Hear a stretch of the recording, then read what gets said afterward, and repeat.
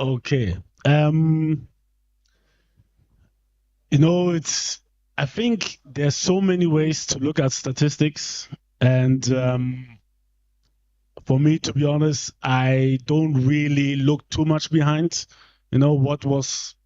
I can also say, like, okay, let look, I was whatever, German champion.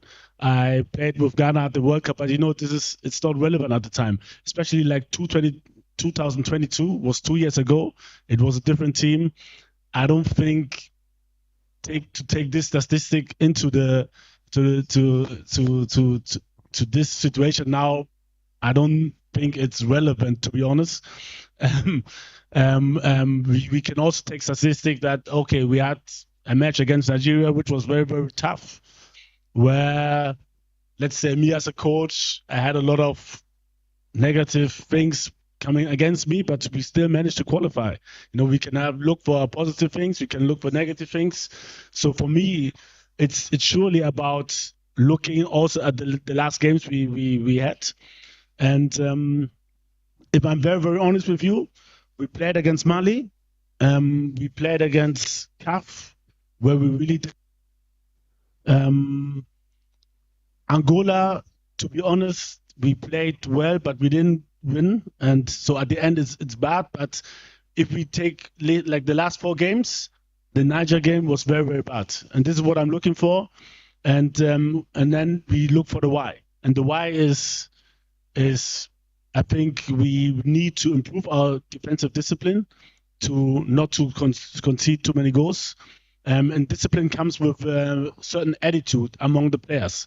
And this is my responsibility to teach the players to be very, very disciplined and demanding, not only about themselves, but also about the others. And this is a little bit like one of many things which I need to break a little bit. And I know it's a normal thing in the Ghanaian culture, especially like if they're, let's say, senior players, this is a senior player and this and that. No, but, especially where I come from, like where I was born in Germany, it's not a topic on the pitch. It's just about to play and to coach and to help each other and to criticize each other to make your partner better. But also at the same time, when you demand from others to sprint back, to defend aggressively, it also brings demands on yourself because you can't be talking and on the same time you're not doing it. So it elevates every player up. And this is what I'm looking for. And this is what we need to change, and this is what we need to bring into the dressing room. It's very, very important that after the game, we stick to our tradition. We have respect for elder people, we have respect for senior players and so on. But on the pitch, I want everyone to be demanding, to shout, to criticize, to show positive energy, to criticize in a positive way, but also to show solutions, and then also to demand a certain attitude from each and every player. And this is what was missing in the last game, and this is what I'm looking for, even at the training. And this is what we need to change.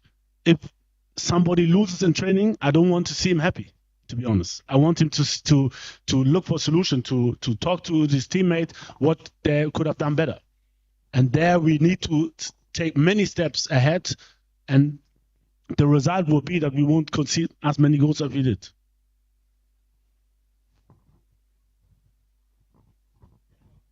My name is Shen from TV3. My question is based on these two players, Iñaki Williams and Antoine Semenyo. Had fantastic starts to the season, but mostly they've been playing as wingers.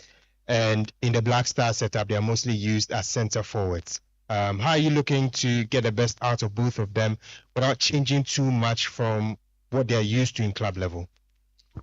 Yeah, it's always a challenge with how and what position players play at the club level, and then also in an international level with the national team. It's always a challenge. As you just said it, if you just, let's say, mention those two players, maybe take Jordan also in addition, It's not about the player; it's about the team. And we have to see what is best for the team. And if let's say both or all of them are playing as wingers, we still need maybe somebody who plays the number 9 position. So whatever I do, I'll do something maybe that is not equivalent to the position in the team. But for me, I think the most important is the team, most important thing, and I have to, and we as the staff, as a coaching staff, have to think about the best possible solution, where we can think each of our players can harm our opponent as much as possible, and this is what we're looking for. Joy 99.7 FM.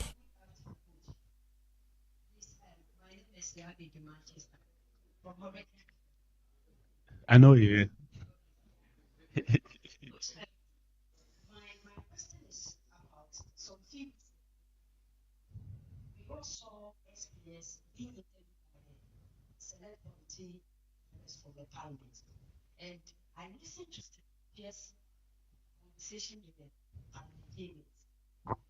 Joy 99.7 FM.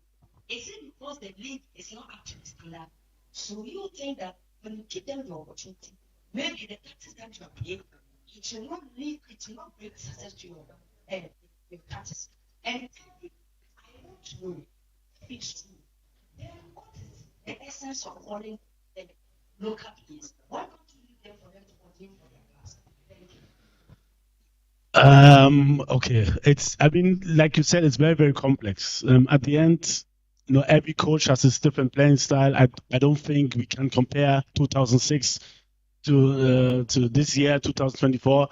It's a different year, different players, and I'm looking for players who can fit to the way I want to play. So for me, I said it before, it doesn't matter if you're a local player or a non-local player. And, this dividing of the players, for me, I don't think it's fair. So let's say, I don't know, you say Habib Mohammed, after the World Cup, he would be called by an Italian club. Then he's the next day, the day before he was a local player, then now he's not a local player anymore. Yes, but if he would have been called for Italy the next day after the World Cup, he's no more a local club player. So maybe you shouldn't call him then. I know. So for me, the division of local player, not local, I don't get it. Let's say Kudus is coming from Nima, and he grew up. This is where he learned to play football. So now he's playing for West Ham. So it's no more a local player. Or what? For me, I don't get it. It's for me. It's not like where you play. It's how you play. How you play, this is the most important thing for me, and it's not about where you play. And if a player catches my attention, then I will call him. And I don't care if he's a local player or not. And there are so many things which I have to take in consideration. The way he trains, the way he plays, the way also the other players played before, and then at the end, I would have the last word. But we as a coaching team, we are looking for good players, no matter where. If they're in the local league, if they play in Europe, if they play in Asia and America, whatever, we don't care about it. And we're looking just at players which fit into the way we want to play. And this is the most important thing for us, that we find those players. And surely we can always say, look about one game, but we can also say, okay, we had We played against Mali. We played against Central Africa Republic. We won. I think the first half against Central Africa Republic, to be honest, was not good. But the second half was very, very good, and we showed a very good attitude to come back from being behind. And Mali was very good, and so for me, it's about the good players and not about local player, non-local player. This topic, to be honest, I don't get it. And if somebody shines, he will be called.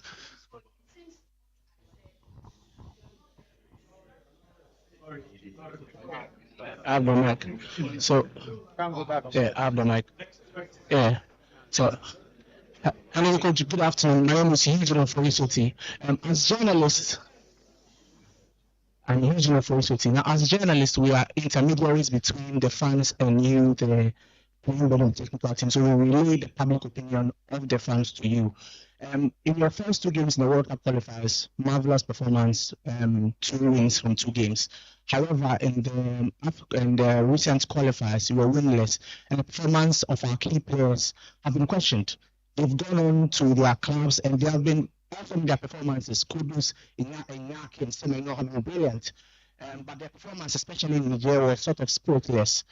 Now that you are coming back, and for the first time in about 2 decades, you lost in Kumasi, which the fans are not happy about. I think we need to let you know. So what do you plan on doing differently such that you bring back the love in quotes, and then you bring back confidence? Because as I was coming here, people were unhappy with the team. They sort of do not even want to watch the matches. So what do you plan on doing differently to restore confidence in the performance? Good situation. But like I said before, we were in difficult situations before. To be honest, I faced a lot of negativity before my first appearance here. When I came, we played against Nigeria, we qualified. Then also when I came back, a lot of negativity. Difficult situation. We played against Mali, and we won, and it was okay. And now again, surely a difficult situation and very, very understandable. To be honest, I hate to lose. I hate to lose, and I was also pissed. I was very disappointed, especially after the Niger game. And the Angola game, I think we have to see it separately. We can't put it, even though we lost, and results is what counts. Sports, I think surely it should be seen a little bit separately, but because this is football. I played in Germany in the first division. We lost to a 4th division in the cup game. Sometimes this happens. You have chances, you don't score, and they have maybe 1 or 2 chances they score. So I want to exclude this match, but Niger was really, really bad. Disappointing, and like I said before, for us, it's about to bring the certain spirit which you talked about to this team, and it has to be there always. Not only when we play against Nigeria or when we play against Mali or whoever. It has to be there against every team, and there again, I'm talking about defensive discipline, to be ready to run an extra mile, to be ready to stop our opponents from creating chances. Sometimes. And this is also part of football, we have to foul. Maybe you get a yellow card. I want to see this passion, I want to see aggressiveness. And this is the basis which we should have in every game. And if we have this, I think we will win a lot of games. But it's not there, and this was missing in the last game. And this is surely my responsibility, and I have to be to bring the players on their toes, to bring this as a basic thing into the training, but also on the pitch. We know that they can play football, and it's a combination of passion and willingness to win, but also of the tactical transformation on the pitch. And at the end, it's the players who decide if we win or not. And it's on me to bring in these players who will show this commitment on the pitch. And it's also on the players to fight for their spot on the pitch. And we will see in the training what we do. I'm not 100% sure yet what we will do, if there will be changes, many changes or not. But I want to see the hunger on the pitch. And for me, I had a lot of talks, to be honest. I went also around to visit some players to talk to them directly, because I was very, very unhappy about a lot of players, the way they performed. So we had very, very good talks, but now it's time for action. Everybody can talk. We can talk good, and everybody can say, I want to give 100%. But for me, talk is very, very cheap. It's easy to talk, but we have to see it on the pitch. And if it happens like in Angola, this is also part of football. To be honest, sometimes it's like that. You try to score, the goal doesn't go in. It happens to every team. The probability that it will happen again, if you put in such an effort, it's very, very low. But I'm very, very sure that we have a high probability if we bring in this basics, passion, this spirit to defend, especially, but also to be determined to win and to score, and combine it with the tactical collectiveness to deliver on the pitch. Then I'm very, very sure that we will win the game then. Coach. Coach, my name is Ebenezer Amuzu. I work with Water Farm here in Accra. Coach, I want to know the reason why you have still maintained the strikers and the forwards that you have named. Because it looks like the forwards will struggle to get the goals, and the essence of a very good striker is to get his goals. I want to know why you maintain them. If we are the best we have in this country, or we don't have enough quality. Apart from that, I have seen one young player. You would not want to answer that question, but if I am on my radio and one Ghanaian asked me, why wouldn't you, as a coach, that Michael Boldy, who plays for Elfsborg in Sweden, is performing so well, but has not gotten a call up into the Black Stars? Coach, what should be my answer? Thank you.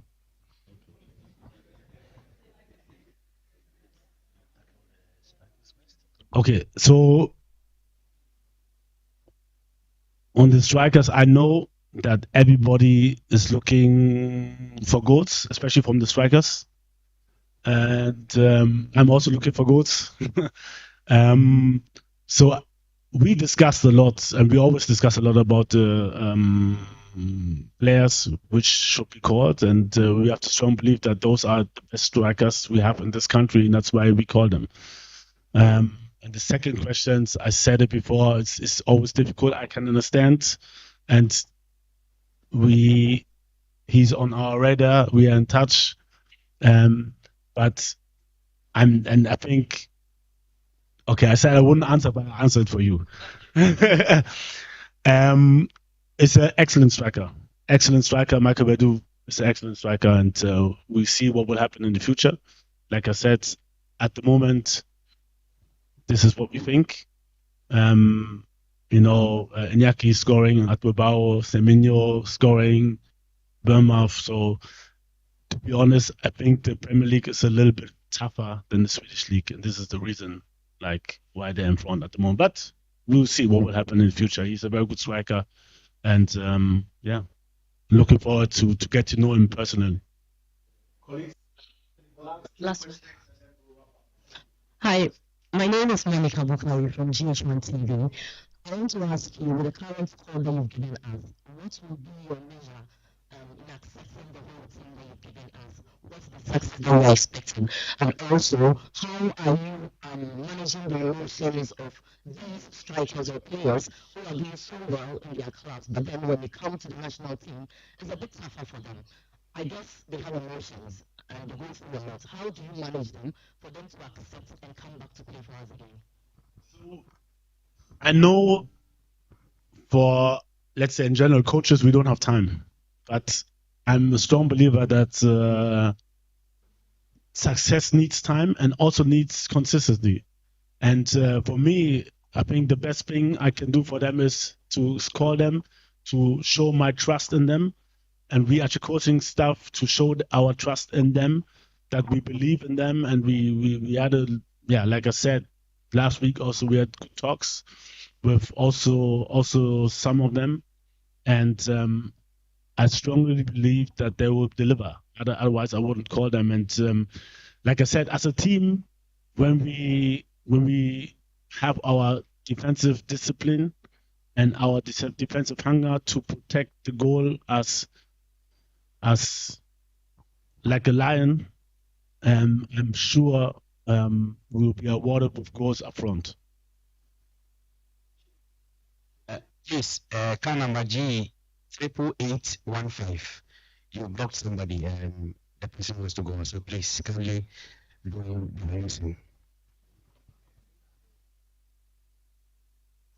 My name is Sarah from City of Channel TV.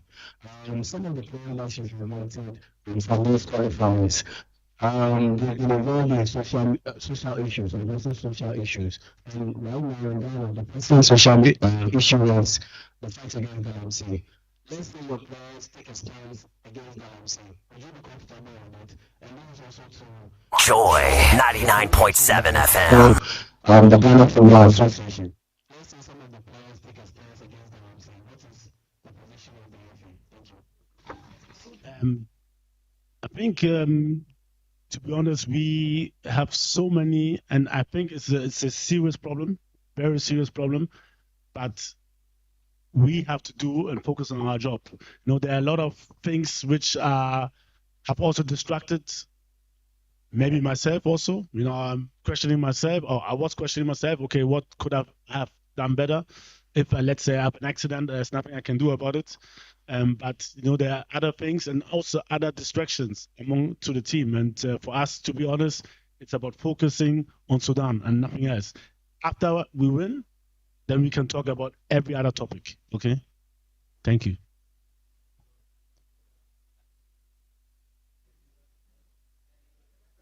Don't do that. My name. Position? I think we are a responsible entity, and so we cannot fold our arms when matters of this nature that concerns the nation befall us. But we've got a body that is solely responsible for events of this nature. The Executive Council is the body that handles some of these issues. So I cannot speak in my capacity until the Executive Council has taken a definite position on what the FA's direction is. Once that comes out, I'm sure we'll communicate to the public. Thank you. My name is Quappiah, and I'm a friend of Otorado. Coach, it's difficult to discount the Quappiah factor. Earlier you tried answering that question. Quappiah is not just another Ghanaian. In our last two games, we didn't do too well. We lost one goal on home soil for 24 years, the first time we lost. We lost to Niger on a neutral ground, although it was supposed to be our home ground. So definitely you must be under pressure to win the next game. You played against a team handled by Quappiah, Ghanaian, not just another Ghanaian. First of all, like former captain of the Black Stars, an assistant coach of the Black Stars for over 6 years, a substantive coach of the Black Stars for 4 years, who knows all the inner workings of the Black Stars, and currently an executive committee member of the FA, who sits in our meetings. It's unbelievable. So definitely, I don't know to what extent this weighs on you. It will be surprising if it doesn't really feel on your mind, the issue of Quappiah.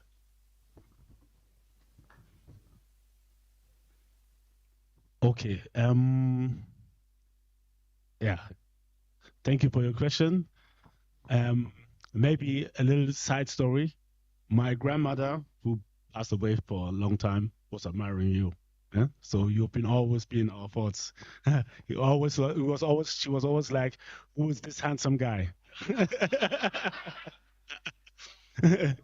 Okay, so I have so much of big respect for Quappiah even more as a human being than what he has achieved, for Ghana. And big respect for him, for what he's done so far, also with the Sudan team. They are leading in their World Cup qualifiers in a group with Senegal, Guinea-Bissau, and Togo. I mean, there's no way we will underrate them. They are very, very good. And for those who sometimes, and also the players, sometimes maybe it comes in their minds that, we play against Niger or we play against, no, those times are over. So I don't like to compare, like maybe 2006, we did this, and this is 2024. Everybody can play, everybody can defend, like I said, and they're leading the World Cup group with 10 points. Nobody's bringing this statistics, but this is a fact. So they are very, very much aware of their ability and their strength. And to be honest, for me, and this is how I also made it as a player, I will always put us aside who's playing against me. Like sometimes I knew people personally, but I have to play hard against them. And it will be the same way. Like I said, I have so much of a respect for Quappiah for what he has achieved in his life, especially for Ghana. But we have to put everything aside. If we play, it's about us. It's about us showing our defensive discipline, our passion on the pitch. We have good footballers. We have better footballers than them. So we have to win this game. We are very much under pressure, but we were under pressure against Nigeria. Joy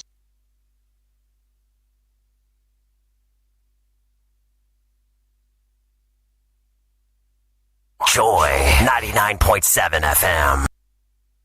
Joy 99.7 FM. Keeping your smile healthy and strong is important to Colgate. That's why this month, Colgate is giving you an opportunity to get a free dental screening.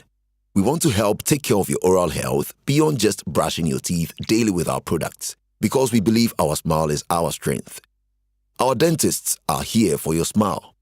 Please note that the dentists will screen you and provide advice around how to manage your oral health. There will be no procedures or treatments done. Visit Colgate Ghana on our Facebook page to find out more. This advert is FDA approved. I am George Chum Berima, number 11 on the ballot paper. It is in our interest to ensure that no matter what we do, we do everything in our power, not to cause any riot or cause any disturbance or allow ourselves to be used by any political figures or party for any mischievous activity. We have to also ensure that on election day, we go peacefully, we vote, and we go back to our homes, and we wait for the results to be declared as it's supposed to be. And if we all go through this process, I believe that we will go through this election. God shall give us whom he has willed and chosen and anointed to be our next president, and we will have a country still secured, peaceful, and ready to actually move from third world to first world.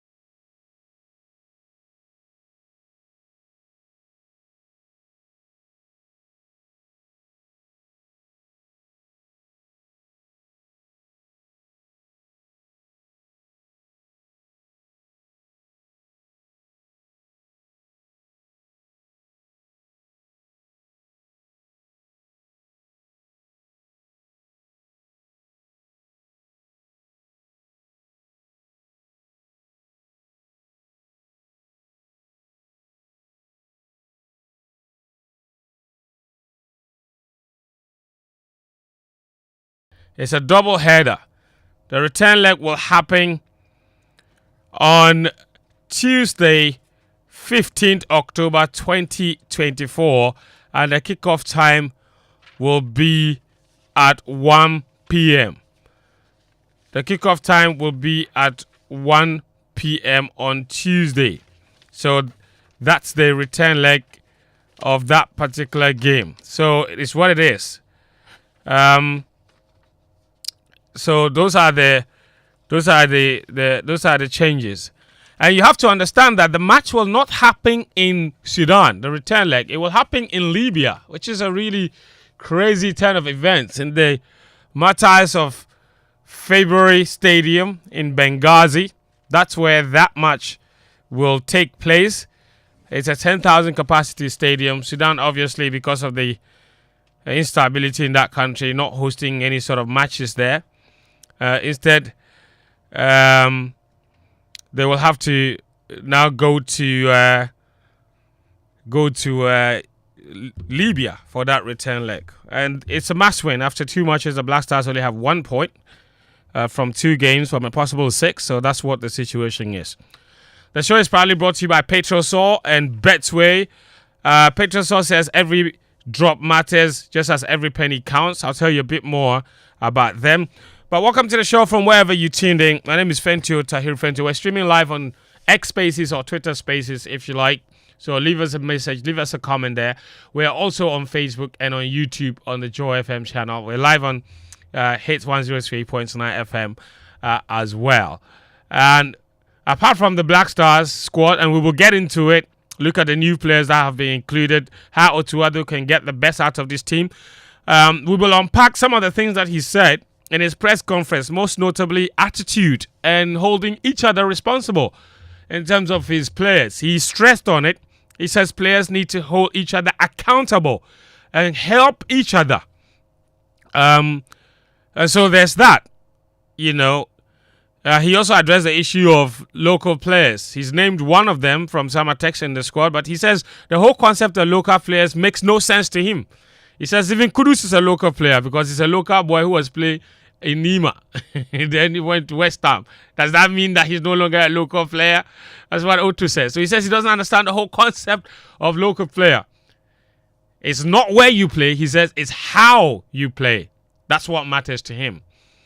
So a few things that we will talk about in his press conference.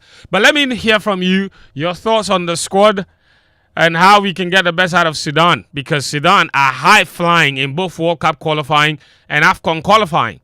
So they're no minnows. Can we beat them in Accra on Thursday? 055-111-1997 is the WhatsApp number, 055-111-1997. I think today I should be able to open the phone lines for you to call in and then talk to me about the Black Stars. We will also look ahead to the weekend's matches with a view on what happened in midweek. Lots of games in the Champions League and the Europa League. Man United outcast. Harry Maguire came off the bench to rescue a 3-all draw. Eric Ten Hag continues to survive. Chelsea made 11 changes to the team that played against Genk from the team that beat Brighton and still managed another 4-2 victory. What a team. What a team. What a team. Chelsea Football Club is. So all of that is to come here on the show. But let me remind you of this in particular. Petrosol, Platinum Energy are proudly sponsoring this particular show. Betway are also proudly sponsoring this particular show. I can tell you more also about the Joy Sports Invitational, which will happen on October 26th. I will continue our build-up. We paid a visit to one of the companies that have signed up already, Safolda. And Safolda Ventures, the energy there is absolutely surreal. So that's all to come here on the show. Just keep it locked here. I will take a really quick break, and when I come back, I will introduce my guest. Daniel Cransing is here. I've got a very special guest here as well. Muftar Nabila Abdullahi, all the lots. Everyone here is here. And then a very special guest as well here on the show. Do stick around. We'll be right back. Keeping your smile healthy and strong is important to Colgate. That's why this month, Colgate is giving you an opportunity to get a free dental screening. We want to help take care of your oral health beyond just brushing your teeth daily with our products, because we believe our smile is our strength. Our dentists are here for your smile. Please note that the dentists will screen you and provide advice around how to manage your oral health. There will be no procedures or treatments done. Visit Colgate Ghana on our Facebook page to find out more. This advert is FDA approved. For too long, Ghanaians have been let down by empty promises and failed leadership. But now, a new dawn is rising in our beloved country. A sweeping change led by the visionary Nana Kwame Bediako, the leader of a new force movement. Nana Kwame Bediako will embark on an unprecedented tour of all 276 constituencies across Ghana. He's bringing hope, economic freedom, and to put power back where it belongs, with you, the people. Be part of this historic revolution that will shape the destiny of our nation. Join the New Force movement now and let's build a nation of our dreams. For more information, call 0531 100081. That's 0531 100081. New Force Movement. Enidaswa Ba. This is James. Leave a message. James, the game's about to start and everybody's here. Salah's got the meat going, Erling's got the cold ones, Saka's chilling. Where are you, man? All your best football friends are waiting for you to join them for the Premier League. From 10 August to 10 November, you can get GoTV Super Plus now for the discounted price of 265 cedis to enjoy all 380 games of the Premier League live. Don't wait. Upgrade today. GoTV. Love it. T's and C's apply.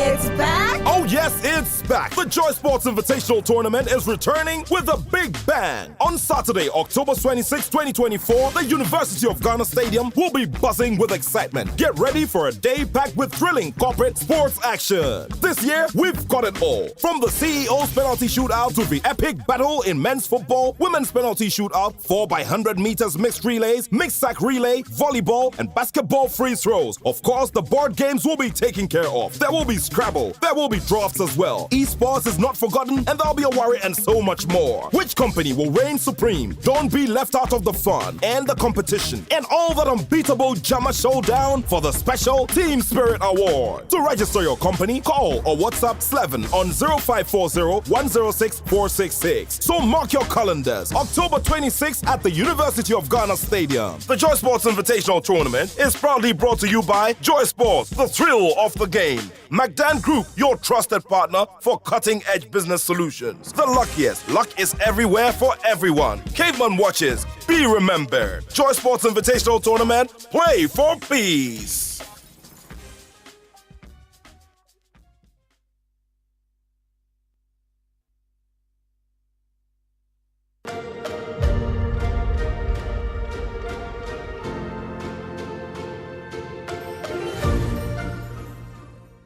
My name is Kwame Jantua. I'm a member of the Convention People's Party. I think there should be a collective effort by media houses to push the media, because the media is the only place the people can go when they have problems and they have challenges. And there needs to be a situation where those media houses that are spoiling the media's name could be rooted out. Probably a private member's bill should be passed in Parliament to make that possible, because there are a lot of media houses in this country that aren't really doing much, that are propagandists, that are owned by politicians. The media has to thrive. Without the media, there is no country. Without the media, there is no proper politics. Without the media, terror reigns. So it's very important that we take the media serious, so that the youth coming up understand what it means to have a vibrant media. Without a vibrant media, you don't have a country. Defend media freedom now.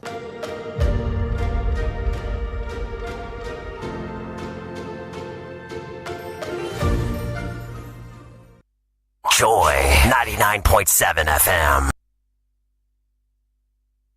Welcome back. This is Game Plan on Joy 99.7 FM and on Hits 103.9 FM. My name is Fentio Tahiru Fentio. Daniel Cranting is here. Danny K, how you doing, my brother? Otto has dropped the list of conquerors. Yes. Yes. The list of what? Conquerors. To conquer who? Sudan. Home and away. Home and away. You know the Sudanese team are no pushovers.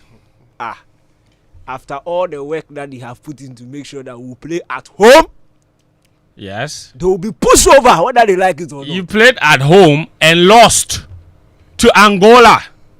How long have you waited to see this thing? 24 years. It still happened under Otto Addo. Boga, it won't be 2-2. Forget it. Forget it. God. Oh God. The work that you've put in this pitch.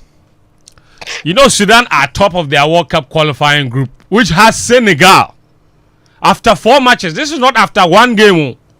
After 4 games. Oh wow. Sudan are top. I'm afraid. Of Group B. Yeah. They have 10 points. So what? They've scored 7 goals. Wow. Amazing, isn't it? So amazing. I'm so scared. I know. I'm so scared. I know. I'm shivering. Oh, Quappiah. You have to be. Apu. You have to be. Apu. Because Ghana cannot even top their group after the same number of matches, 4 games. See. And the opponents in Ghana's group are Comoros. The opponents in Sudan's group are Senegal. Okay, so they've qualified, eh? But they are on course. Boga, have they qualified? They are on course.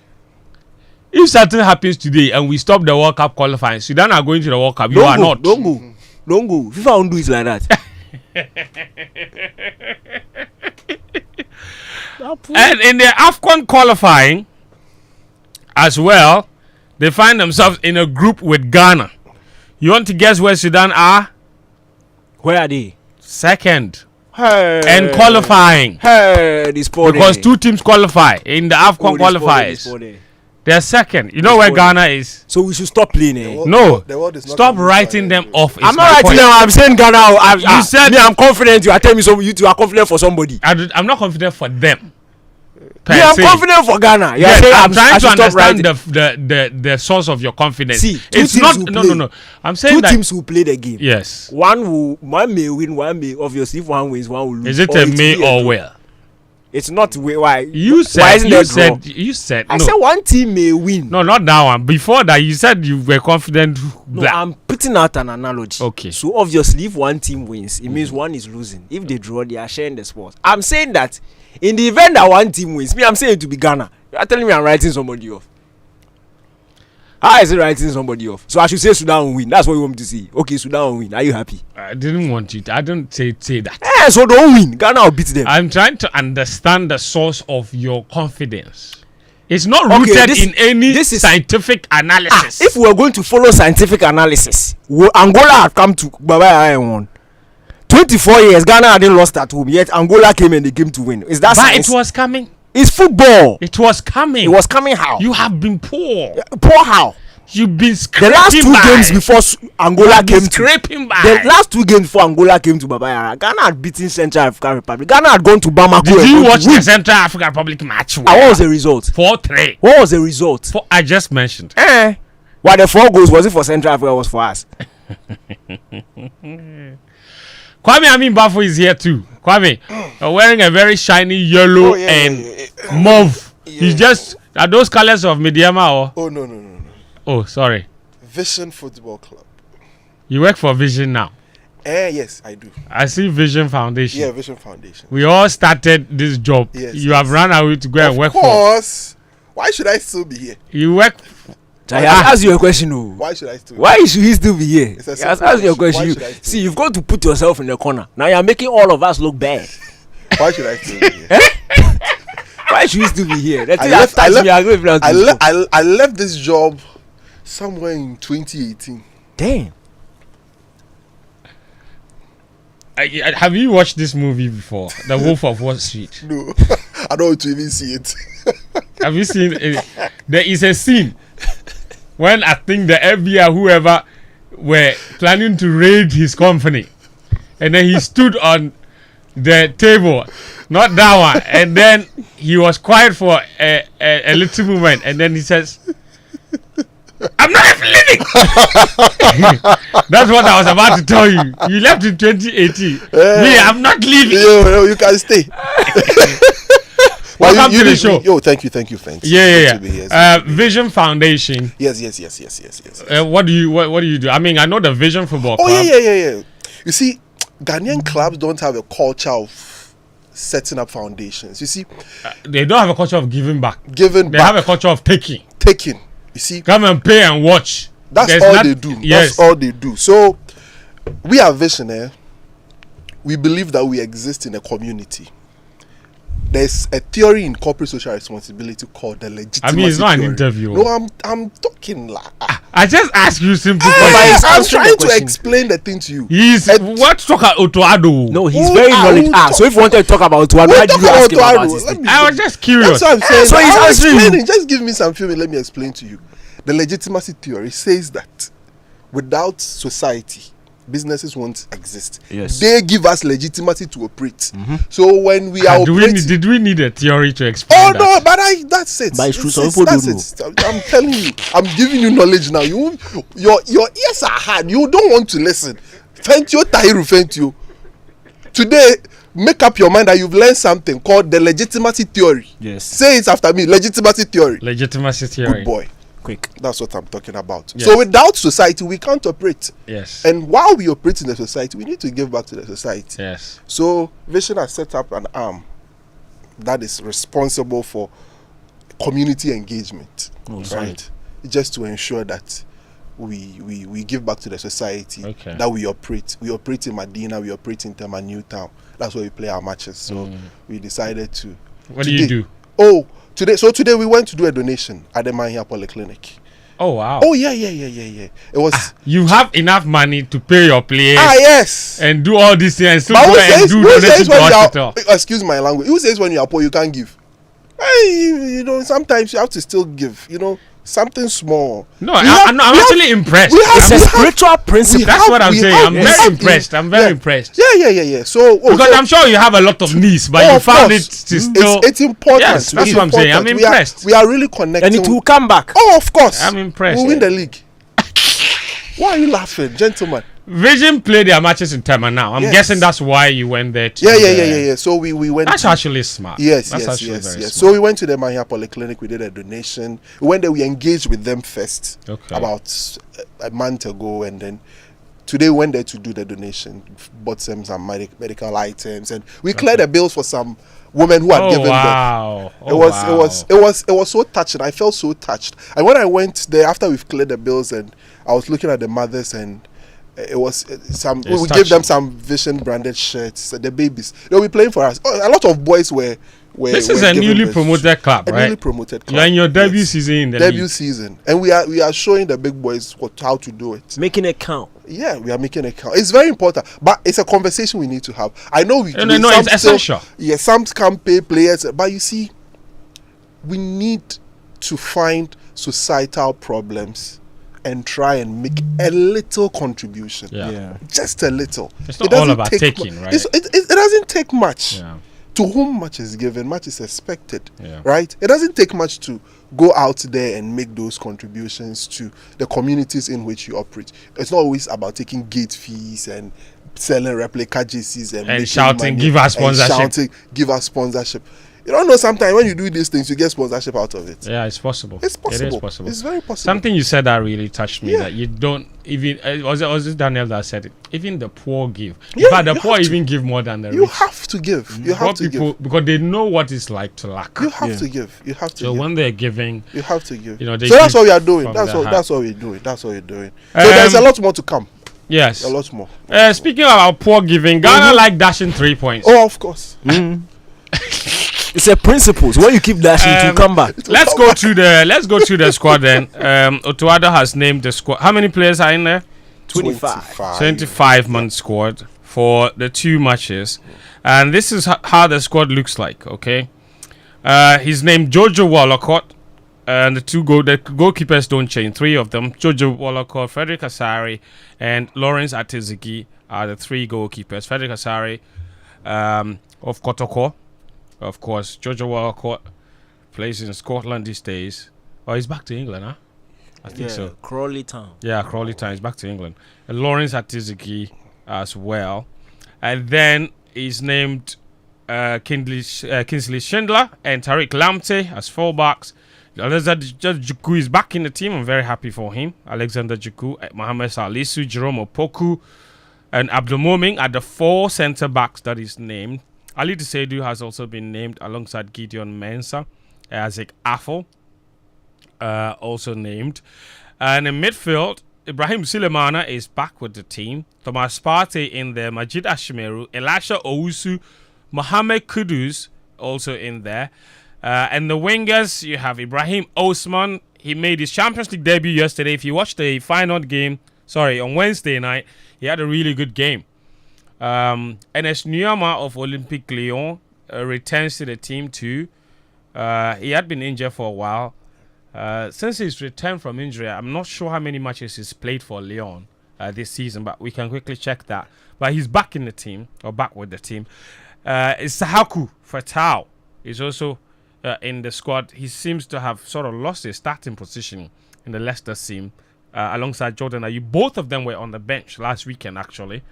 Anton Semenyo, who is in red-hot form for Bournemouth, scored a wonderful goal on Monday night. He's in the team.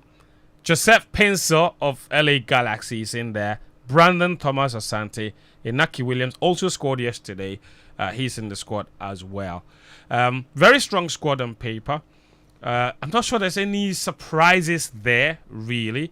But then, okay, let me begin with you. You've been listening to the press conference along with this team that is named. Anything stand out for you in terms of even Otuado and what he said and what he's probably thinking right now, knowing that surely we cannot afford to drop any more points, or suddenly it could be looking really tricky? Look, the thing is, Otto understands the importance of these next 2 games. And I would say, look, if you're a footballer, a manager, you of a top footballing side, and you are in trouble and you don't understand certain significance, and you don't deserve to have the job. They know what they have to do. It's 1 point from a possible 6. We're already lacking behind. We are going to face a team that is above us. I think Sudan have 3 points, so they are 2 points ahead of us. If Sudan get 4 points from this, it's probably done and dusted for them in this qualification window, because after these 2, there are 2 more matches in November, and then that's it. So it's very important that the Black Stars get at least 4 from a possible 6, at least. Yeah. And you can tell that Otto understands the objective. He understands what is at stake, and the added. I feel like even 4 crowd will not be enough. We need at least 6. No, 4 will take us above. 4 will take us 2 points above Sudan. Right. Which is important. You need to get above the closest. You do know that Sudan have 3 now. Yes, we have 1. We have 1. If you get 4, we'll get 5, and they'll get 4. Yeah. So that'll be 1 point. Yeah. So 1 point above them. Hey, it's not enough. Yeah. Anyway, it's looking really. That's what I'm saying. It's a because we are going to Angola the last, yes. and then home against Niger, and Sudan will host Angola. So anyway, but we have started. You need calculator. No, it's not about calculation. It's just you said 4 points will not be enough. I thought it would be enough, but I think I've done the calculation. It could be enough. I'm just saying that to be on the safer side, it really would be important to get 6 points. That's what, it's a base. Yeah. I mean, something to but start off with. It's really important. Yeah. The team needs to get positive results in this window, or it's done and dusted. To be frank, you can't be hoping for a miracle on the final day, because it's not going to happen. Sudan is going to face Niger and bank on to win that game at home against Angola. And it's a neutral, and you never know. Even the away game, to be fair, Sudan were unlucky to lose. I watched the game, and you see, because of the fixture lineup this window, Angola is also facing Niger twice. Yes. By November, Angola may have already qualified, so they may not even go into that game against Sudan with any seriousness. So we need to get the job done. That's how serious this is. Make or break. Actually, you know what? You add 12 points to their current 6, Angola would qualify. That's 6 points. Yes. Yeah. And So they could, like you said, they could get another 6 from Niger. So if they get the 6 points against Niger, that's it. They've qualified. Because man. it's two teams that are qualifying. So just like that. And then suddenly there will be only one spot to fight for. Yeah. Man. Look, it's difficult. It's difficult, and especially because of the Quappiah factor. Not just the fact that he's a former Black Stars coach, former Black Stars player coming back. Quappiah is a really good coach. Very good coach. He proved it during his time with the Black Stars. Look, you can say whatever you want, but in the history of Ghana, no Ghanaian coach has ever sent Ghana to a World Cup. It's only Quappiah. The great managers who won the AFCONs never took Ghana to a World Cup. Quappiah is the one who did it. He's gone to the only Ghanaian coach to coach Ghana at a World Cup.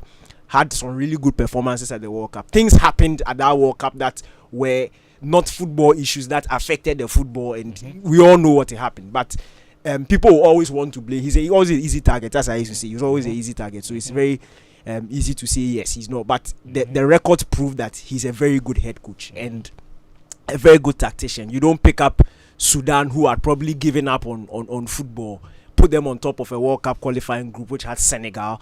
They are currently in the running for an AFCON. Like it's crazy if you look at what he's doing with this. All this of it Sudanese while team. staying and doing everything in Saudi. Yeah. And the funny thing is, you see, because Quappiah literally lives in Saudi Arabia. A chunk of the Sudanese team is locally based. Their league has been affected because of what is happening there. Yet, international window after international window, he's able to pick these guys and get them to function. So, trust me, his team will be coming to Accra with a lot of belief. Yes. A lot of belief. Because they know that their head coach knows Ghana. Even better than the current head coach of Ghana knows the team. That is a fact. Quappiah knows these boys better than Otuado. He understands Ghana football culture. He understands what to do to unsettle the Black Stars players even in Accra. Like Quappiah has a very good understanding of Ghana football. It's called institutional knowledge. Better than he's better than the people who will be in the crowd. Forgetting that he's part of the executive committee. Exactly. There's that. So he's armed with a lot of knowledge. So this is going to be an extremely difficult game. And you see, it will come down to fine details. And for me, the reason why we didn't perform well in the last window, aside the pitch, it's not body language. The willingness of the players to show up on the day. If that thing happens again, look, we can't get anything out of the Sudan. It's not even draw. Like Sudan will come to Accra and beat us if the players don't step up. Obviously, they operate with instructions, so the Otuado's instructions will have to be apt. But if the players don't apply themselves, the willingness to enter those 50-50 battles, to win those duels, because these little things, they may seem okay, but they go a long way in winning football games. And this is a tense. Not to catch you, you're not the only one saying it. Otto said it. Yeah. The presser right now. And when I was listening, they asked him what went wrong in the last 2 matches. He said, and I'm paraphrasing, he said the last 2 games, the Angola match, he said Ghana played well. We were just unlucky to lose. He said, but in the second match, we didn't play well, and he learned that we just need to be more disciplined defensively. And he said the defensive discipline also stems from a certain lack of willingness. Yeah. He said it, not me. That's true. So basically what you're saying, that a certain lack of willingness, people not taking responsibility.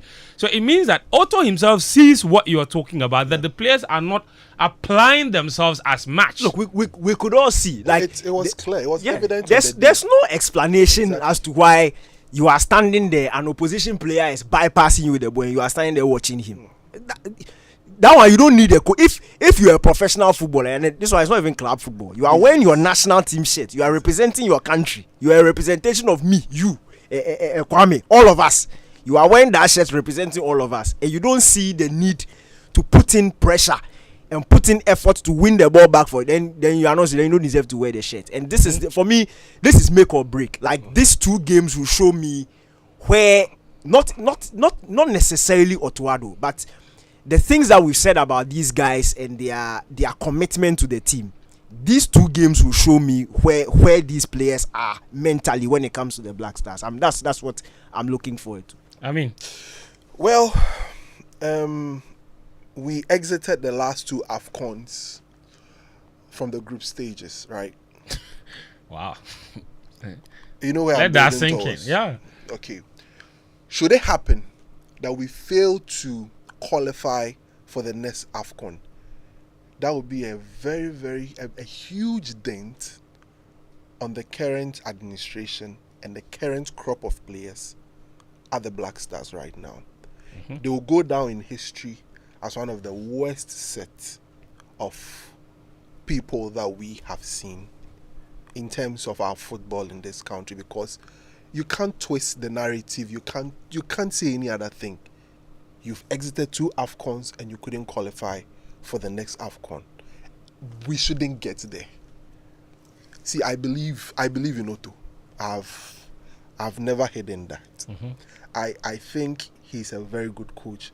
You know, one thing I look out for in coaches is their attention to detail, how they try to set their team up, the ideas behind how they want to execute their plan.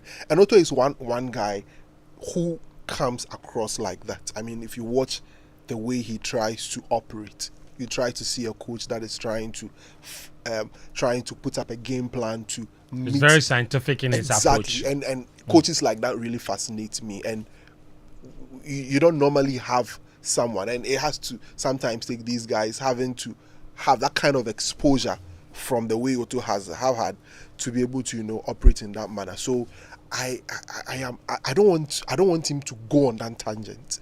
He is the coach, and he has to find a way around this, because this is a very tricky situation. From the analysis that we've done right now, it's a very difficult situation. Sudan will be no pushovers. But the base, as we have established, is simple. Win the game here in Accra and find a way not to lose when we go to Libya. When we have that 4-point base, anything at all can happen when we go to Angola. Yeah. Because they came here, had 6. the belief, and got all 3 points against us. The last time we went there, we got a draw. And we dominated. We were inches away from winning. Joseph Painter, right? Yeah. We conceded, then showed spirit to fight back. And that was the game that showed for me what, in certain aspects, Chris Hughton was capable of. His substitutions were spot on. Were spot on. The kind of players that he brought. I think he brought on Osman Bukhari and Joseph Painter, and they really next changed. Game we were back to. They really changed the game. So crazy. There's a lot that we need to do. You look at the squad now, and there's this consistency I'm seeing from Otto. It's not a lot of chopping and changing. There is this. Maybe one tweak here, one tweak there. One player comes, one player goes. Almost Avram Grantish. But you look and there is a base. Yeah. There is the goalkeeping set. Same. Nothing has changed. When you go to the defensive unit, now movement has come to join in. There is always a Salisu. There is always a Jiku. There is always an Alidu. There is always Odoi. There is always Jerome Opoku, who has become a mainstay for the Black Stars now. You go into the midfield, same set. He's got his own guys. I mean, the guy. He always calls Elisha. Elisha, that's the name I was saying. Call Elisha. Because of the kind of football he wants to play. The first day Elisha stepped on the pitch against Nigeria in Abuja, when the game was the game was so we had got it had gotten so tensed. He came in, calmed the situation, tried to control the tempo of the game. So he's got an idea of how he wants to play and the kind of players he needs to execute that. So you look at the kind of players he gives to us, and it's consistent. So just one player coming in to replace another and all of that. So my issue has been the left back situation. I think we have a problem. Yeah, Gideon is back though. Yeah, I know, but we still have a problem. And that's where I think he's brought in the local guy Afo from Samatex, who is also a left back, to have come in to give us some options in that sector. So it's a very difficult game, thank you. It's a very difficult header for us. Quappiah has been doing excellent at Sudan, actually. In the World Cup qualifier, he's not lost a game. He's on top of the group. In this series, in the African Cup qualifiers, he's won one and lost one. And like you rightly said, in that game against Angola, Angola scored. They came back into the game, and Angola had to score again to be able to win that game. So they will give us a fight. From your you just sound, you don't have vim. Oh, the vim they are not. That is the bottom line. The vim they are not. Sicho say make I ask you that. Say how is it that these are the things that you look out for in a coach and yet you support Hagi? We'll talk about that one. We'll talk about. I needed him here. Where is he? Yeah, oh, he's not feeling well. Sicho is not feeling well. Sicho is not feeling well. Yes. I postponed my award celebration because of him, and he's not feeling well. Sicho, is that how you is? Mufta Nabila Abdullahi. Mufta, he can spoil something. I just spoil the whole. From nowhere, Mufta have come to destroy the conversation. I've asked Philip to join. Hey, I just called him Philip. I'm shocked. To join on Zoom. He will join on Zoom and come and deal with you. Bottom line, the reality is this. Yeah. Amin said that Ghana has exited the AFCON in the group stages the last 2 times. And we are currently dangling with not qualifying. May I remind you all that even for the last AFCON, the qualifiers, it took us till the very last day of qualification. We played 6 games. Exactly. It took us the last match. Central African Republic. Yes. And for several minutes of that match, we were not qualifying. Yeah. Correct. So it's not like the situation we find ourselves in now is by sheer coincidence. That's true. A reminder that it's been happening. That's true. And the AFCON performances, it was the same because we got kicked out in round of 16, which is just one step beyond the group stages. Then group stage exit without winning a game. Another group stage exit without winning a game. Only back to back. Damn. Granting. And the last AFCON. And it had never happened since 2004 when we didn't qualify the AFCON. Did it take Ghana until the last day of qualifying to book qualification? But that's how we qualify for the AFCON in Cote d'Ivoire. And even for that match, Central African Republic scored first, couldn't equalize. At the time, Angola were winning and we were heading out. Until Nyama scored late on to take us to the AFCON. Yeah. So we were that close to not qualifying for the last AFCON. May I remind you all? And this one, after 2 matches, we have 1 point coming up against one of the toughest oppositions in the group. And now we are only praying and hoping that the pitch will do its job. It's looking green. They prevented us from going to check. If you are confident your pitch is good, let us go and check it. No, but if you go, you will be stepping on it. Not step, please. I want to stand by the side and look. Look. What is the science of studying grass? Is it horticulture? Yes. Yes. Horticulture. What is the color of weeds? When we warned them about Baba Yara, you and I sat here and we told them that the quality pitch is not about how green the pitch looks. The people said we should come out for that. On match day, what happened? Thursday is not far away. So we've discovered for ourselves. God grants us life. We'll see it. We'll discover before Thursday. Wednesday, the training sessions will start. We'll see. Okay. So I hope that they've done a decent job because we need to eliminate any sort of extraneous variables. Correct.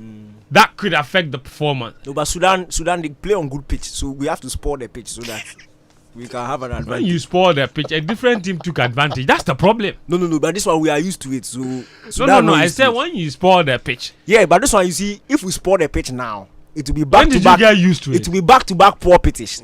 So by that time, like by Thursday, the boys will be used to it. Sudan will not be used to it.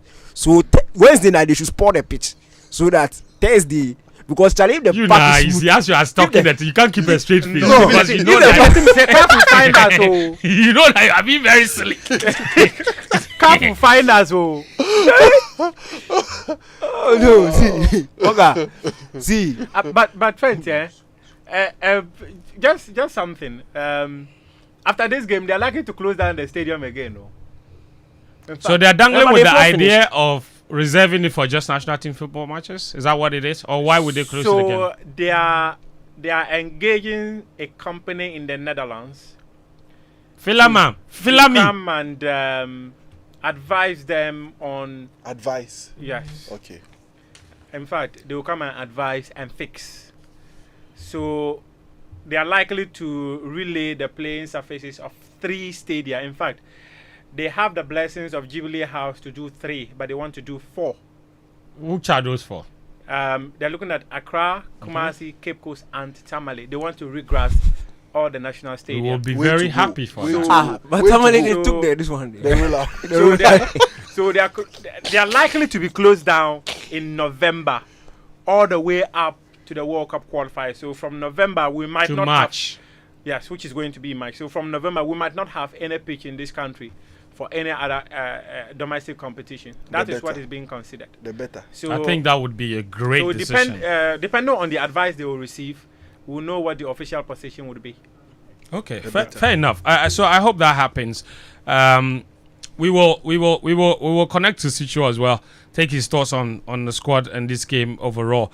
But that's a very great piece of information Muftau has given us. I hope that they go through with it. Do you have an idea how much that might cost? No, so they were looking at 3 separate companies. Okay. So they were looking at a company in Turkey, one in China, and the other one in the Netherlands. The figures, I don't have. You don't have them. But they've agreed to use the company in the Netherlands. Okay. That's the company they've agreed to use. Fair enough. This is Game Plan on 99.7 Joe FM, hits 103.9 FM. We will talk Hagi. We will talk Manchester United. We will talk Chelsea. We'll talk Champions League, all ahead here on the show. But let me know your thoughts on the Black Stars situation, the squad that that's been named, as well as the game coming up against Sudan next Thursday. We'll have live commentary here for you on 99.7 Joe FM, live from the Accra Sports Stadium. But live from the University of Ghana Stadium on October 26th is the Joy Sports Invitational Tournament. It's making a return after a 4-year break.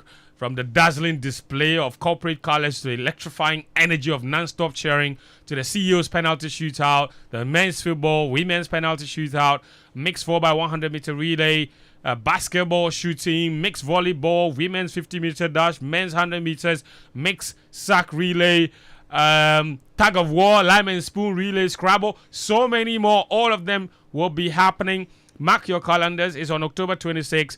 2024 at the University of Ghana Stadium, Legon. We have so many companies that have signed up already. So many that have signed up already. But if you also want to sign up, yesterday Muftau went to one of the companies, and we'll be visiting all the companies, and the energy there was out of this world.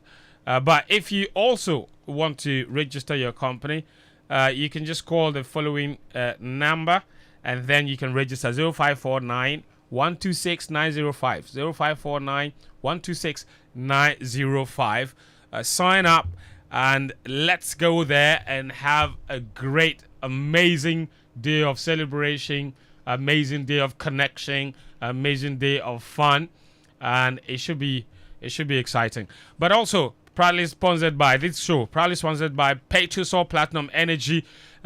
Good quality fuel enhances your vehicle performance, so you have to know that. And it also reduces maintenance costs. So don't take any risk in terms like this. All you need is value for your money. So look no further. Drive to the next Petrosol Platinum Energy Fuel Station for your clean, accurate quantity fuel suitable for new technology vehicles. Be a happy customer. Fill with smiles. Drive more miles and save some money. Petrosol, your clean, quality fuel in full quantity. Petrosol Platinum Energy, energizing your dreams.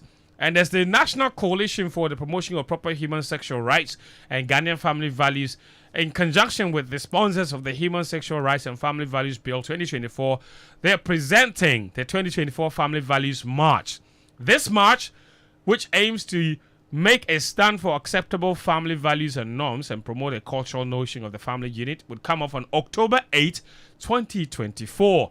A number of associations have joined the march in solidarity with the principles of protecting our cultural identity and sovereignty. The Advocates for Christ, the Coalition of Muslim Organizations Ghana, the Ghana Pentecostal and Charismatic Council, the Office of the Chief Imam, Traditional Authorities, Concerned Drivers Association, and Arise Ghana, they've all pledged their support for the match. This year's match will be presenting petitions to the Attorney General demanding that his office files all necessary documentation in the twin cases against the bill currently before the Supreme Court. Another petition will be presented to the Chief Justice demanding that the court issue a timetable for the hearing of the case to ensure that no one abuses court processes to stall the transmission of the bill to the president. The march is non-partisan and would welcome persons of all ethnic, religious, and political persuasion. We, however, would plead that no political party colours would be worn to the march. Everyone should attend in their national colours. It's on October 8th. There's that. All right. We will take your messages after this. So do send me one now if you haven't already. 05511119997. And we will also switch our attention to what happened in Europe over the week. And quite a lot has happened. This is Game Plan 99.7 Joy FM. Hits 103.9 FM. We'll be right back. The biggest food, drink, and music festival is returning this October. The Eat, Drink, Music Festival is back. Let's go! Get ready for 2 unforgettable days filled with the best food and drink vendors, top DJs, and amazing musicians. Join us for an experience like no other, featuring world-class performances, a variety of local and continental foods, drinks, and fun activities like a celebrity cooking competition, esports, arts installations, photo booths, cultural exhibitions, a kids' play area, and so much more. Location, Good Park, Accra Mall. Dates, 26th and 27th October 2024. Time, 12 p.m. to 12 a.m. Get your tickets now on all networks by dialing *714 *500#. For more information, visit www.eatdrinkmusicfestival.com or call us at 0550-188-888. Eat Drink Music Festival, the ultimate festival experience. College of Engineering, KNUST, presents its maiden Alumni Excellence Awards and Fundraising Dinner. It's time to celebrate, support, and inspire. Join us for an unforgettable evening as we honor outstanding alumni and corporate partners for their remarkable engineering, leadership, and service achievements. Award categories include Alumni Outstanding Achievement, Distinguished Alumni in Academic Excellence, Career Achievement, Entrepreneurship and Innovation, Service Excellence, and many more. Special recognition awards will be given to individuals, year groups, and companies both local and abroad for their contribution towards KNUST College of Engineering Endowment Fund. Chairman of the occasion, Nautu Sribwad II, a proud alumnus of the College of Engineering KNUST. The date is 8th November 2024. Time 6 p.m. sharp. Venue Labadi Beach Hotel. Let's come together to raise support for the KNUST College of Engineering Endowment Fund and create a lasting impact for future generations. Be there. Join us and make a difference for the future of engineering. Reserve a table for 8 at 25,000 Ghana cedis and purchase a single ticket at 3,100 cedis. Visit coe.knust.edu.gh for more information. Let me see those hands, let me see those hands, let me see those hands, let me see them, come on. Ghana, are you ready? The Hits FM Hottest DJ is back with a bang after a long break. Hits 103.9 FM brings you the Hottest DJ Tertiary Edition. Yes, you heard me right. The Tertiary Edition. Are you currently enrolled in a tertiary institution? Do you have what it takes to be the ultimate winner for this year's Hottest DJ competition? Are you looking to showcase your DJ talent to the world? This is your chance to shine. Join DJs from all universities across Accra to battle for supremacy and prove your worth as the next hottest DJ. Come, showcase your flair, style, and swag to be crowned the next hottest DJ. For further details and inquiries, send a WhatsApp message on 0531 003813. 0531 003813. This year's edition promises to be better and mega. The Hottest DJ competition is brought to you by Hits 103.9 FM and partnered by Joy Prime. The Hits FM Hottest DJ, unearthing unique talents.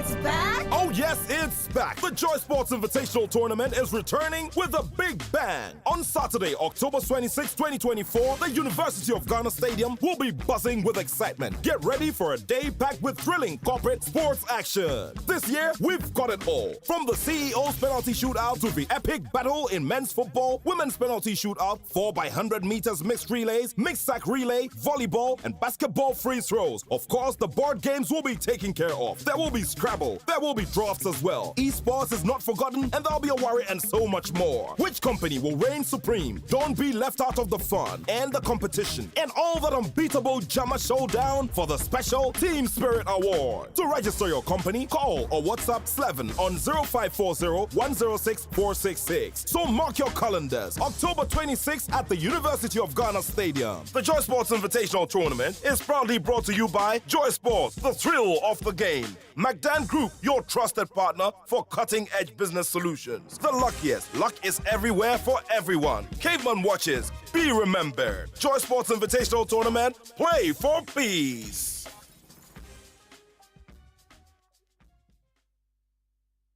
Joy 99.7 FM.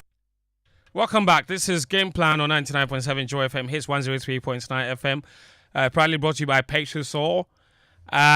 Sicho has joined us as well. My friend. The duties go up from about. Sicho, how are you doing, my friend? Can you hear me? Okay, Sicho cannot hear me. We'll try and sort that out. But let me read some messages first. Lots of messages have come in here. Jojo, what are you doing with my message box? All right, let me see. This message is from Aziz Idigoro inside Tama Community 1 Site 10. He says, for me, Koja Asamoah is the best player ever to have played in Europe based on consistency, and I think he's the most decorated player as well. So I'm sure he's sending that message based on the conversation we had last week. There are more messages here that have come through. Let me take this one. This one says, hi, good afternoon. Are you sure these foreign-based players will give their all? They are afraid to get injured, to lose their spots when they get back. I'm John, inside Asha Man. All right, so let's move on.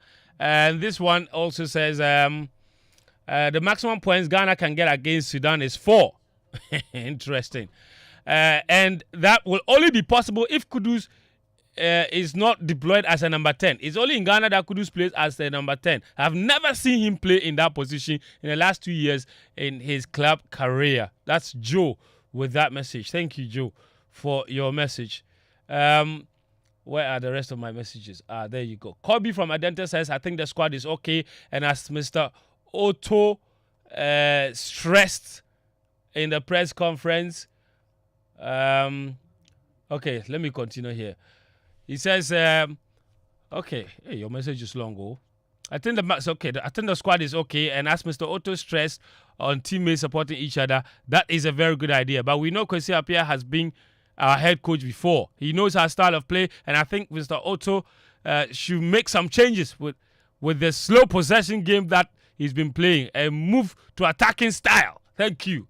All right, thank you, Kobe, for your message. And then the message with thank you. That's an interesting one. Need Tojo from Temanutan says, I wish the Black Stars well. Go Ghana. All right, Need. Thank you very much for that brief message. Good afternoon, Joy Sports. The problem I have with the Black Stars squad is the goalkeepers. Why are they still calling Atizigi and Jojo Wallacott? I heard Atizigi's side lost 6-2 yesterday in the Europa Conference League. Kofi listening inside Amasamai. Kofi, thank you for your message. This one says, Eric Ten Hag must be sacked. 3 years of spending huge monies on his own players, still no playing identity. The Sakura fraud must be sacked, including Rashford, Maguire, Bruno, and Anthony. They should all follow him out. King Selassie from Adenta Pantai. Doesn't seem very pleased at all. My name is Six Legs in whatever form.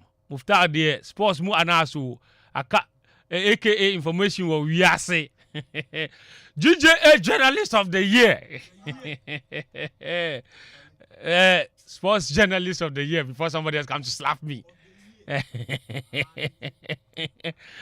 Oh my God. Let me see if I can take a couple more messages before we go on to Sicho. Same old story from Otoado. We have no control over the team, and the lack of commitment displayed by the players will haunt us again. That is from 442 in Sawam. He sent us that message. Sicho, we are going to get into Eric Ten Hag's debate and whether or not he should be sacked. Somebody sent a message, he said he must be sacked. But your first thoughts on these Sudan matches, these 2 games, man, it's looking scary. Yeah, can you hear me now? Yes, loud and clear. Brilliant. Look, these are 2 difficult games against a Sudan team that is on the rise. After Quappiah took over the place, and he's been doing some amazing job. So they'll be confident, and the boys did mention it. That Ghana have not played well, and every time that we assemble the Black Stars, there's this hope that this is going to be the time where things will come together because we understand the assignment. We know what is at stake. We've always known what has been at stake. We've known what has been at stake at the AFCON. We've known what has been at stake in the last qualifiers to the AFCON, but we still struggle.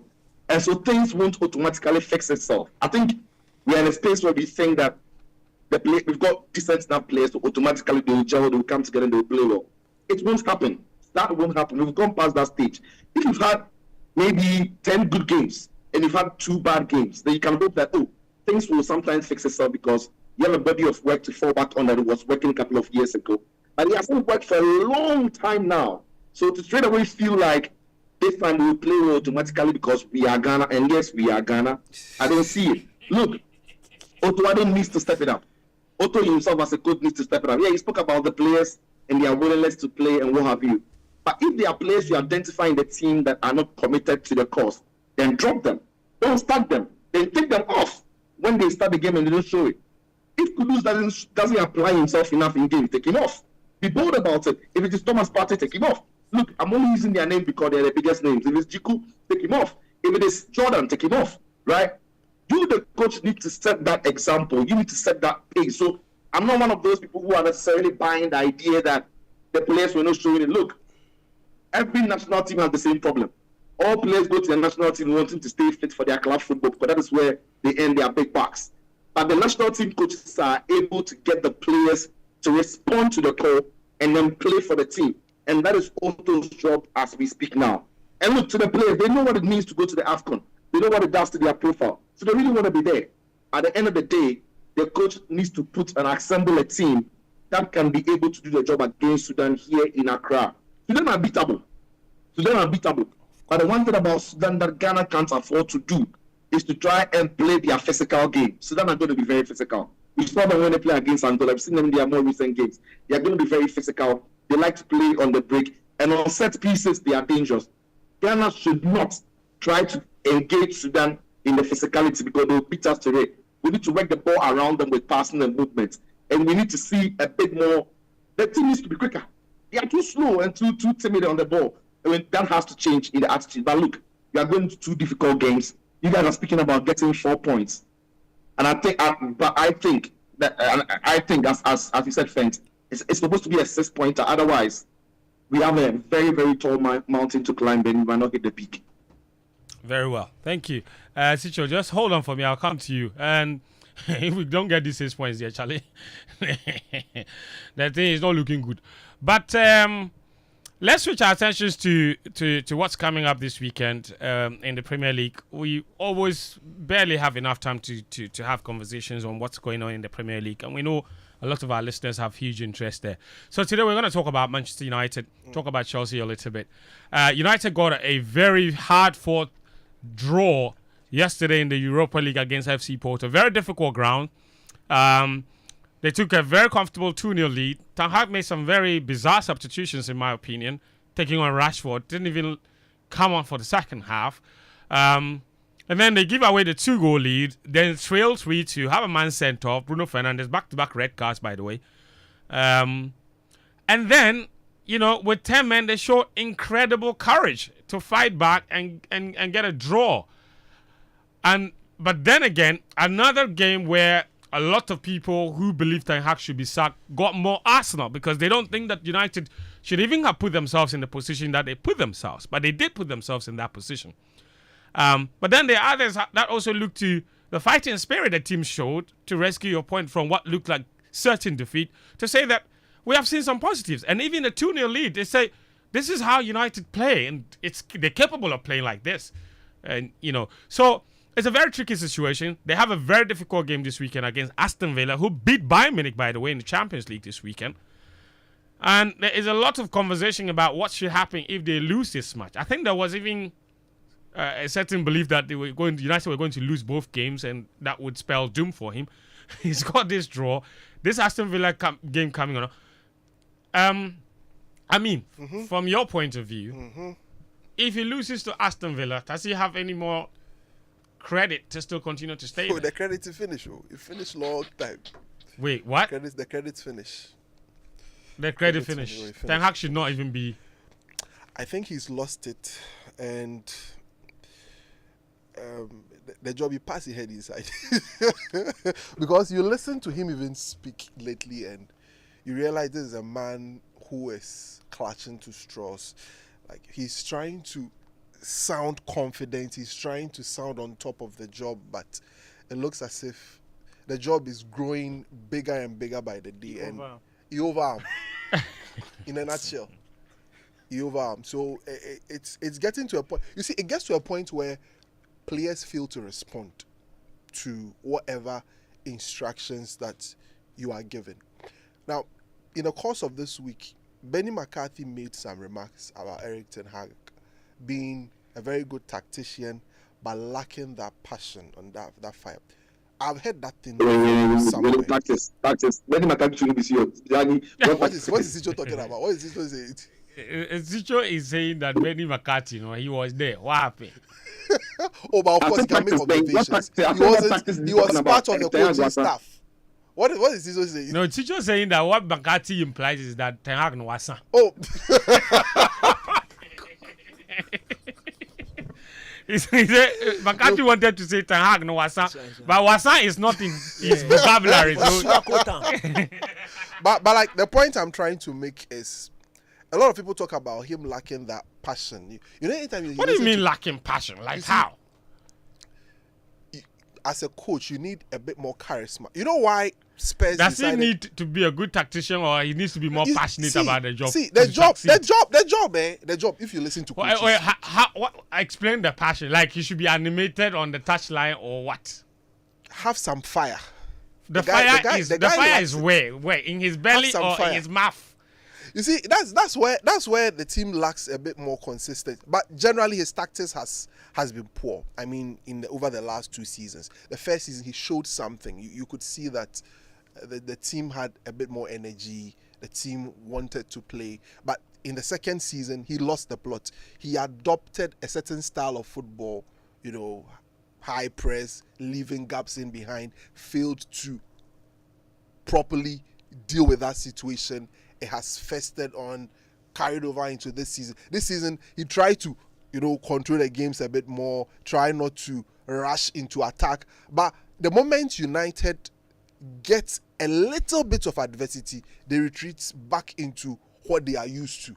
They panic, and then everything goes bad. There's one thing about Ten Hag. When his teams are losing, they lose badly. He seemed not to have an idea how to arrest a situation and deal with adversity when it comes. Just look at his body language even when he's on the touchline. When United has gone down by a goal or two. Like, he just doesn't know what to do. He just doesn't know what instructions to give. And the players are all over the place. And they seem not to be able to control themselves. I saw a stat that was quite worrying. And it's not coincidental that United has lost or have conceded more than 3 goals in about 24 games or so. More than any other team in the Premier League. Wow. Since they're hacking. 3 or more goals. Just they're hacking.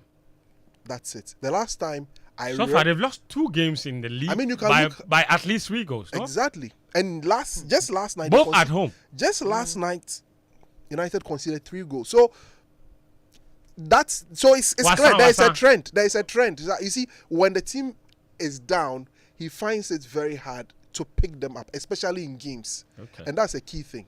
Daniki,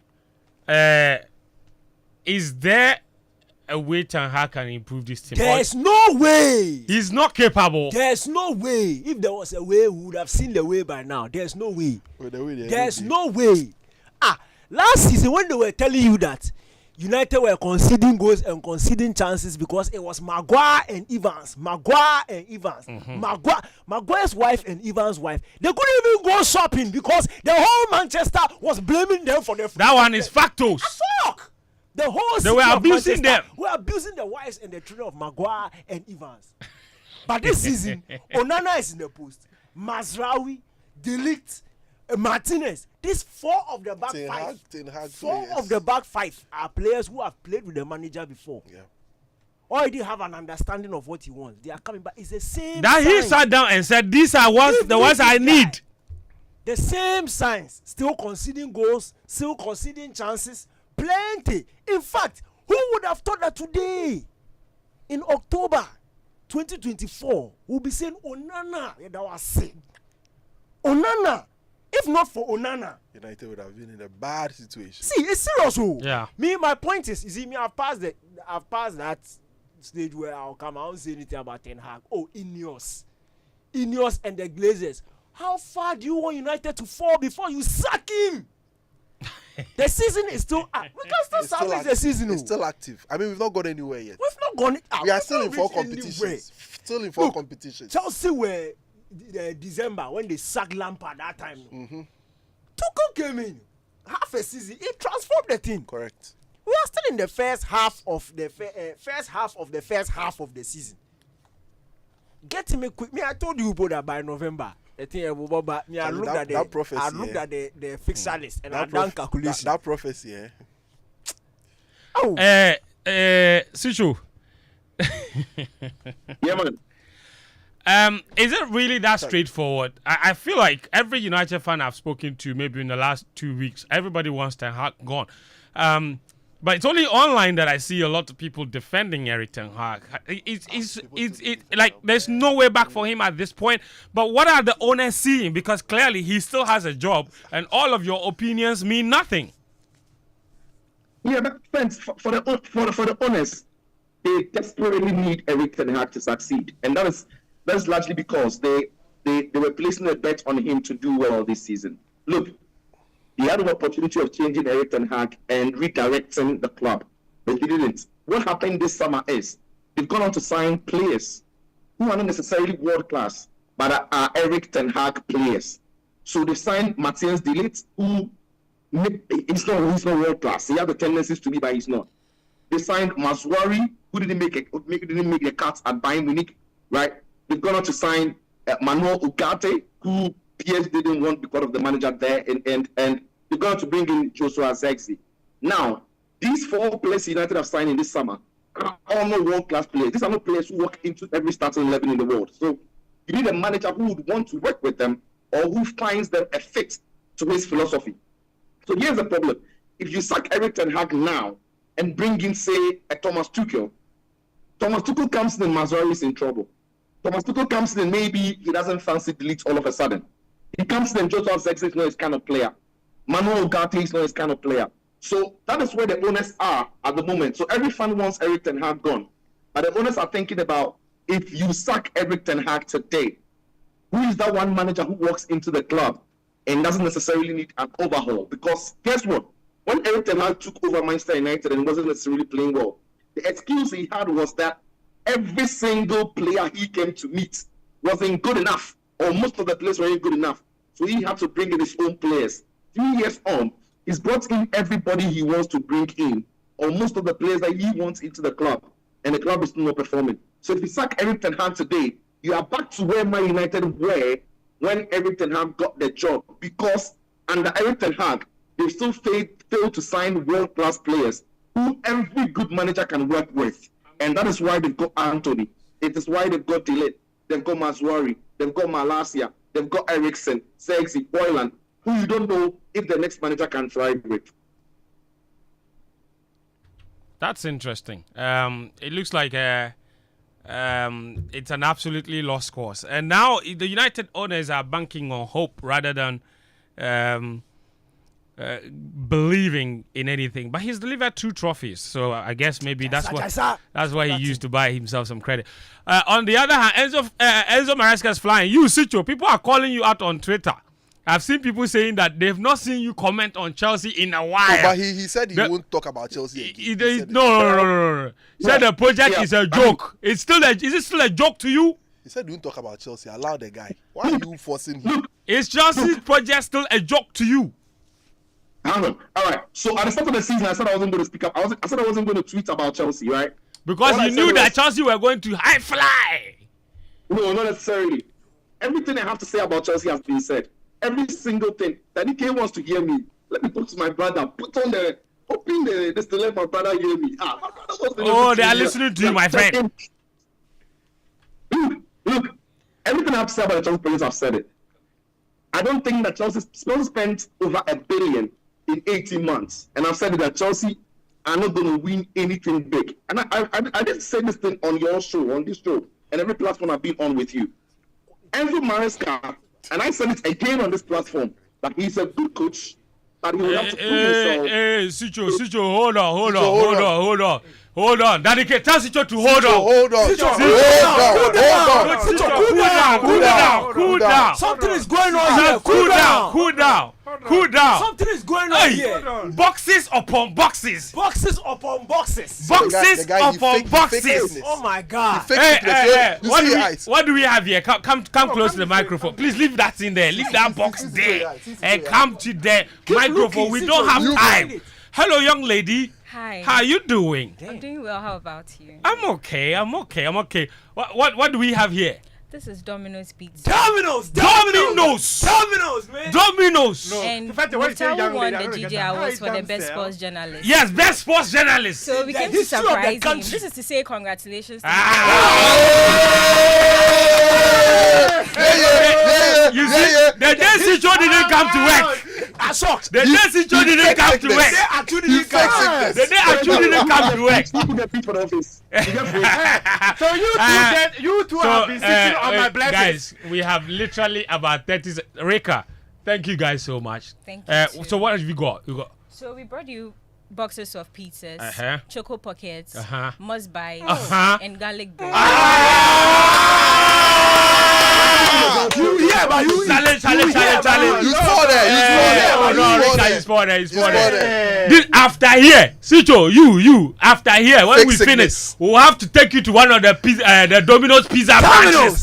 We have 2 branches. You have 2 branches. Where? Yes, one at Osu and one at Islegon. I know the one at Islegon, under bridge. Yeah. Okay, you know what, Rika? We appreciate you guys very much. Now, next time anybody needs pizza, go to Domino's. Go to Osu or Islegon under bridge. You can order on our website and get you have website. Where's the website? www.domino's.com.gh. Allah. Wait, on the website 50% off. 20%. Don't tell Daniel Cranston. Don't tell Cranston. Alright, thank you, Rika. Thank you very much. Thank you to the guys at Domino's. Sicho, you will have to reserve your Chelsea comment for later. Hold on. No, time is up. I'm the one who is supposed to say the thank you. You're not the journalist of the year. I am. Please. He is the journalist. He's not the journalist of the year. He's the journalist of the year. Alright, thank you very much, Rika. Thank you to the guys at Domino's. Thank you, Cranston. Thank you, Amin Bafo. Thank you, Muftar Nabila Abdullah. My name is Fentio Tahir Fentio. This has been Game Plan brought to you by Patreon. Up next